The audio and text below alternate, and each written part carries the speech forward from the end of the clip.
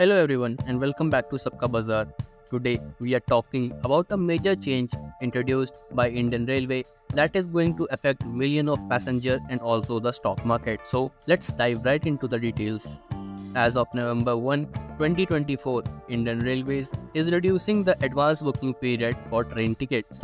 अब पैसेंजर सिर्फ 60 दिन पहले अपनी ट्रेन टिकट्स बुक कर पाएंगे as compared to earlier 120 days. This is a significant change and it's important to note that how this will impact both passenger and the Indian railway system overall. लेकिन ध्यान रहे इस rule में कुछ exceptions भी हैं. Day time express train like Taj express, Gomti express और कुछ और ट्रेन के लिए already lower booking period set है और इन पर कोई चेंज नहीं किया गया. सिमिलरली फॉरेन टूरिस्ट के लिए 365 days booking limit will remain unchanged. तो अगर आप नवंबर 1 के बाद अपना ट्रैवल प्लान कर रहे हैं, make sure you check these timelines.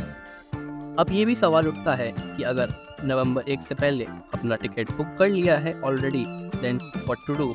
So don't worry, ये new rules already book ticket पर इफेक्ट नहीं करेंगे. जो लोग ऑलरेडी 120 डेज का एडवांस बुकिंग विंडो यूज़ कर चुके हैं उनका रिजर्वेशन इंटैक्ट रहेगा. This announcement has only affected passenger, but it also impacted the stock market.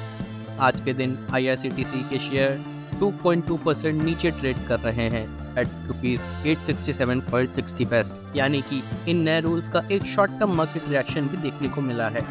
Indian railway का एम है कि 2024-25 में 7.5 बिलियन पैसेंजर को फेरी करना है, जो पिछले साल से 9% ज़्यादा है.